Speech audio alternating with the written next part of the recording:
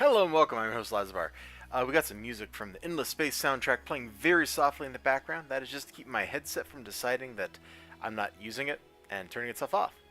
We're going to talk about White Widow #1. I got these two covers from Midtown Comics. They were all like, yo, we're Midtown Comics, and even though we sold out, we didn't actually sell out. To which I'm like, whoa, and I'm like, dude, I almost backed this Kickstarter. So, I bought them both. I mean, this one's got all this cool red foil on the background. This one's got the silver foil. They're both pretty cool. Sadly, the cover art is the best thing about the book, and this cover is way better than that cover in practice. But this is the one I read, so we're going to take this one and just set it aside over here where it can't get into any trouble, and we're going to look at this one.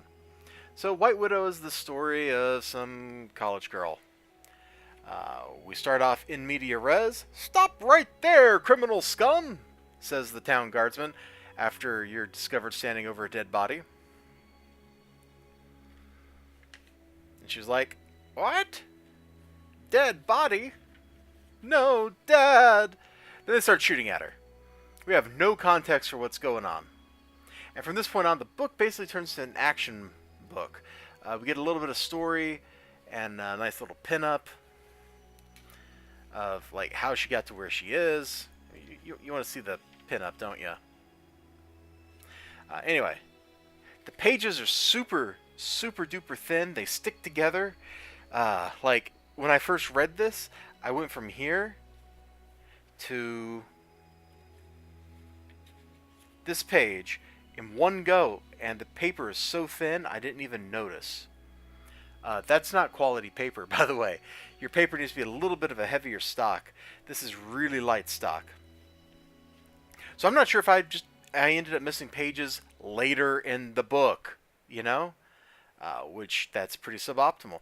Anyway, she's playing volleyball with her friend. She gets a nosebleed. Her parents are very concerned. They're also like mad scientists or something. And her dad's all like, yo, here's an injection, girl. And then he kills over.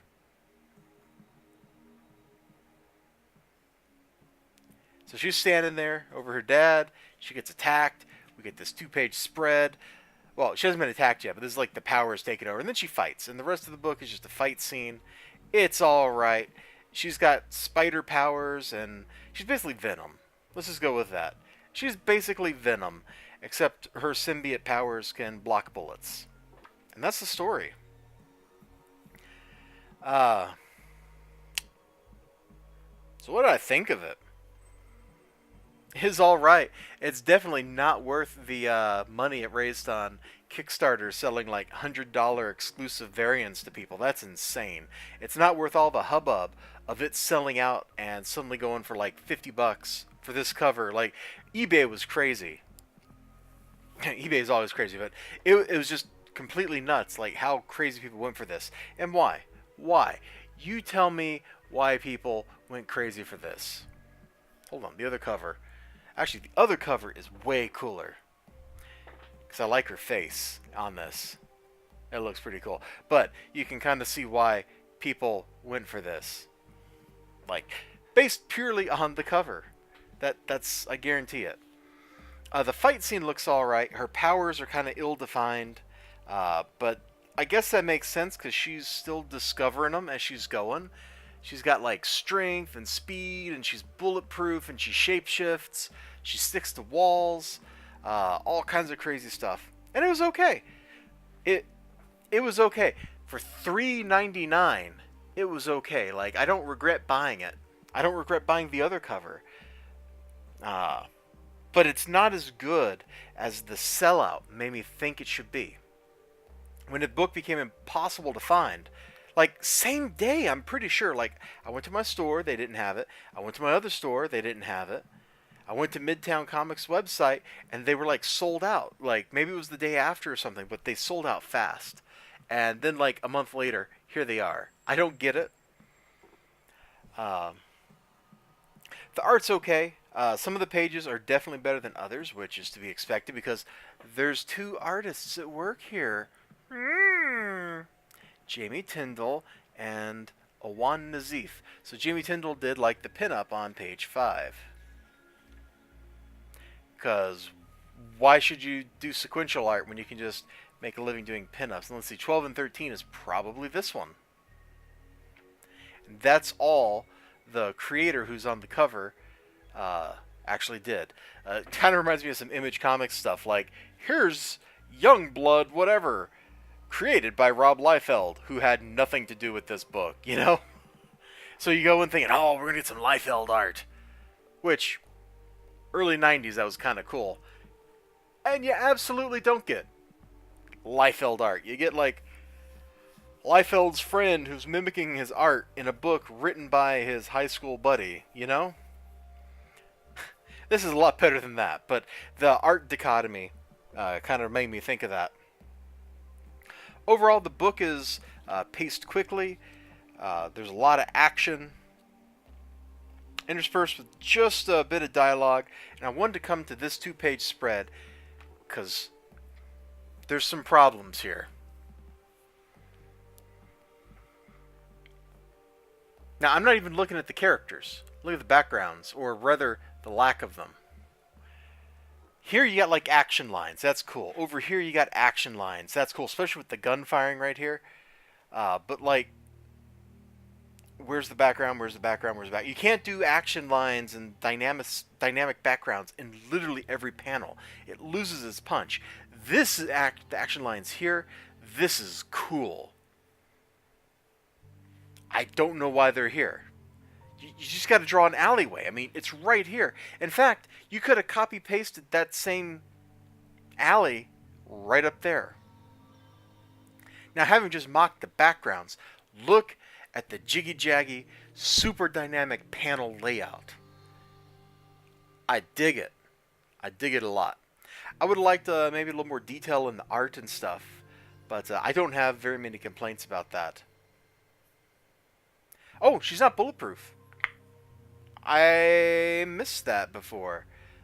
Cool. Well, she has a vulnerability to bullets. Even though these things can catch bullets. How she reacts faster than bullets, I don't know. It must be instinctual.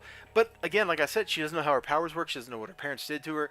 We don't know that information either. We're all kept in the dark, which presumably means the next couple issues of the book will be us going into a journey of who killed her parents, why, and all that kind of stuff. So White Widow #1, pretty cool. A lot of fun. I don't think you'll ever find a copy of this for sale except on eBay at this point, which is a shame. That's one of the... I don't want to put it. That's one of the things that kind of hurts me about comic books, is you just can't find them. Unless it's like Justice League, in which case your shop has them on the shelf going back, 6 months. They'll just have a couple, but they'll be there just in case a new reader wants to come in.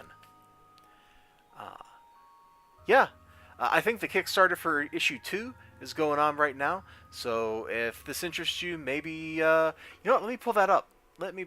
I might be able to cut over to that if I show my desktop. So that might be kind of cool. I might have that Kickstarter favorited, but we're just going to search for it real quick. So White... Hello? No, not White. White Widow. Oh my god, I can't even type Widow correctly. That's how good I am. Jamie Tyndall, White Widow, The Naked Truth. This must be issue 2. Let's just cut over to that full screen show right monitor max. There we go. Exclusive covers. I'm just looking to see if there's like a get issue 1 in print. Issue 1 and 2 in digital. The main cover in foil. Digital #1. I'm just looking to see if there's like a physical #1, like a reprint or something you might be able to get. White Widow 1A2 printed with gold foil. So you could potentially get like a reprinted one if you went in at the $25 tier. Okay. Well, that's all I wanted to check.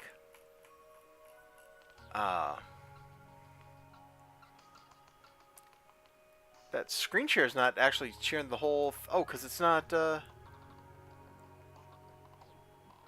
centered properly. There we go. Fixed it. So there you go. Maybe turns out that this is your jam, and if that's the case, go for it. As for me, I'm going to think about it and maybe not back the Kickstarter and just try to pick the books up when they make it to stores.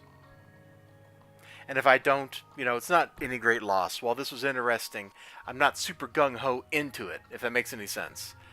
But I will see you all next time. You have a great day. Remember to like, comment, subscribe.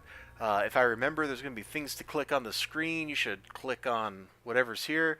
And there's some stuff in the description below. You should come hang out with me on my Discord server. I'd appreciate it. It'd be kind of cool. We could talk about comic books or movies or whatever. And bye-bye.